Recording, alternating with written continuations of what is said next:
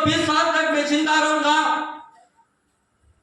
Bible कहती है एक धनवान व्यक्ति जो था तो अपने मन में कहने लगा, हे मन खा पी और चैन से रहे। बाइबल कहती है एक आवाज आए और कहा, इसी रात तू मर जाएगा। परमेश्वर कई बार हमको पश्चाताप करने का मौका देता है। परमेश्वर कई बार हमको अपने पापों से गलतियों को मानने का मौका देता है। बाइबल फिर कहता है, अवसर को बहुमूल्य समझो क्योंकि दिन बुरे हैं। जो समय परमेश्वर ने हमको दिया है, जो अवसर परमेश्वर हमको देता है, उस अवसर को, उस समय को हमें बहुमूल्य समझना। ऐसा ना हो कि हमारे जीवन में समय न दे पाए मेरे प्रियो। इसलिए परमेश्वर का वचन दूसरी बात को मुझसे आता है, क्यों पापों का पश्चाताप करना, क्यों हमें अपने जीवन में पश्चाताप करना, क्योंकि पश्चाताप करने से हम पापों को स्वीकार कर पाते हैं। तीसरी बात बाइबल वचन सिखाती है कि पश्चाताप क्यों करना चाहिए।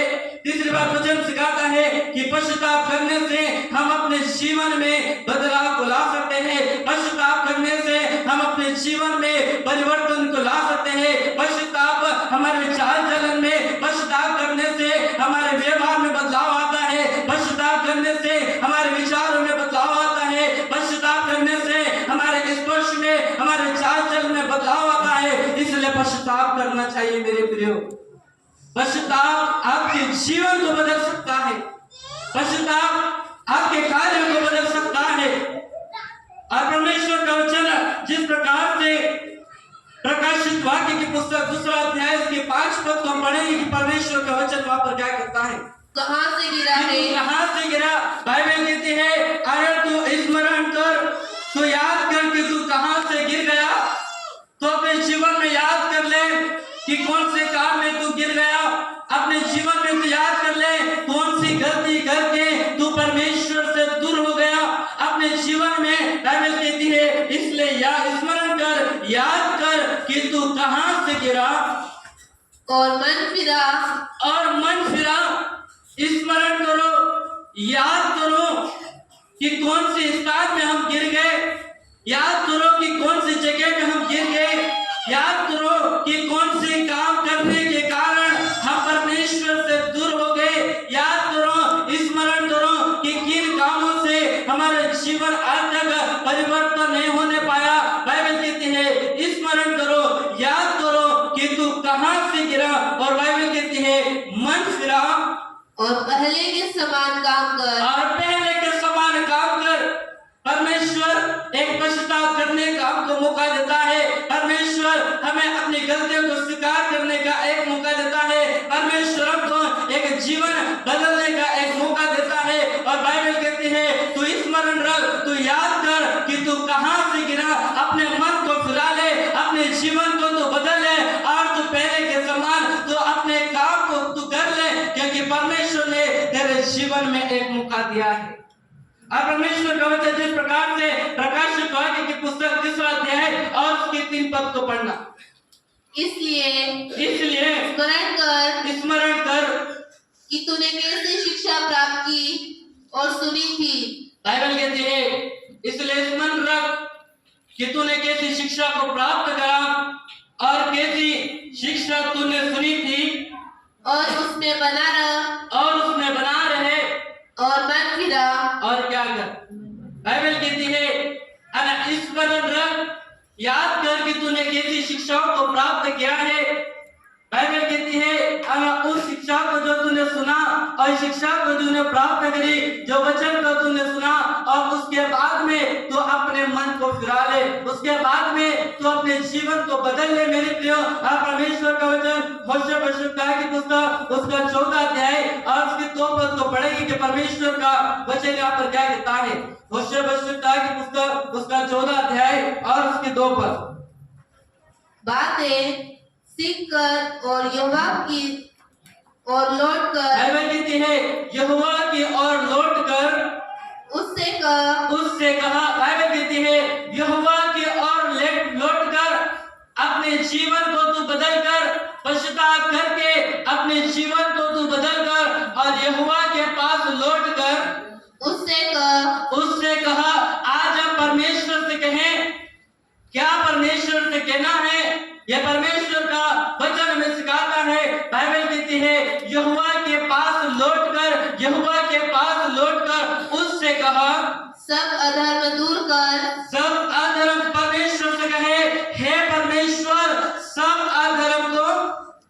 सब अधर्म को।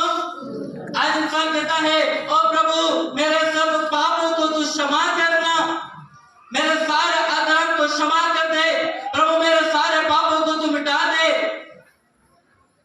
और वचन कहता है, तू परमेश्वर की ओर लौटकर परमेश्वर से तू कह, मेरे सब अधर्म को तू दूर कर, अनुग्रह से हमको ग्रहण कर, अनुग्रह से हमको ग्रहण कर, तब हम धन्यवाद रूपी बलि चढ़ाएंगे। तब हम धन्यवाद रूपी चढ़ाएंगे। हालेलुया। आज हम परमेश्वर से कहे, हे परमेश्वर मैं तेरे पास में आता हूँ, हे परमेश्वर मैं तेरे पास में आती हूँ, हे परमेश्वर मेरे अधर्म को दूर कर दे, हे परमेश्वर मेरे पापों को तू दूर कर दे। और प्रभु जब तुम्हारे पापों को तू दूर कर देगा, हे परमेश्वर जब हमारे अधर्म को तू क्षमा कर देगा, हमारे पापों को जब तू मिटा देगा, हे परमेश्वर जब तू हमारे जीवन को बदल देगा, तब हम तुझे धन्यवाद रूपी बलिदान चढ़ाएंगे। परमेश्वर को इस दुनिया की कोई भी चीजों से कोई मतलब नहीं है। आपसे परमेश्वर इस दुनिया की कोई चीजें नहीं मांगता, आपसे परमेश्वर इस दुनिया की कोई वस्तुओं को नहीं मांगता, परंतु आपसे परमेश्वर ये चाहता है कि जब आपने परमेश्वर ने आपके जब पाप को क्षमा कर दिया, परमेश्वर ने आपको जब एक नया जीवन दे दिया है, आप परमेश्वर को धन्यवाद रूपी बलिदान चढ़ाएं, आप परमेश्वर को धन्यवाद दें। आप दुनिया की कोई भी चीज आप परमेश्वर को नहीं दे सकते, दुनिया की कोई वस्तु आप परमेश्वर को नहीं दे सकते, आप सिर्फ परमेश्वर को धन्यवाद दे सकते मेरे प्रियो। और बाइबल कहती है कि धन्यवाद का बलिदान चढ़ाने वाला परमेश्वर को भावता है। वचन कहता है, दाऊद राजा कहता है, और शमूएल की पुस्तक वचन कहता है, यदि मैं होम बलि भी परमेश्वर पे चढ़ा दूं, परमेश्वर होम बलियों से प्रसन्न होता। यदि मैं मेल बलि भी परमेश्वर पे चढ़ाऊं, परमेश्वर मेल बलि से प्रसन्न होता।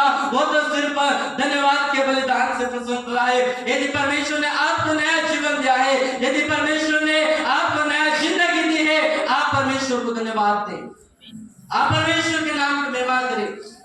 इस वचन कहता है, पश्चाताप क्यों करना, क्योंकि पश्चाताप हमारे जीवन में बदलाव को लेकर आता है।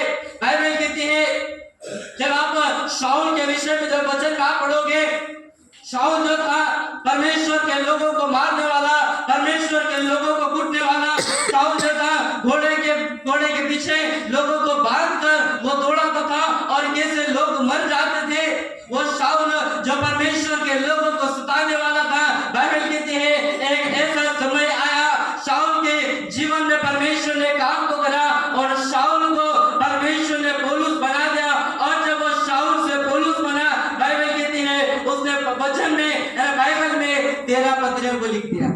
बदलाव को लाने वाला परमेश्वर है मेरे प्रियो। इस वचन 1 कुरिन्थियों में कहता है कि तुम मसीह की पत्री हो और तुम्हारे जीवन में मसीह यीशु अपनी बात को लिखना चाहता है मेरे प्रियो। और परमेश्वर का वचन भी जिस प्रकार से कहता है कि पश्चाताप करने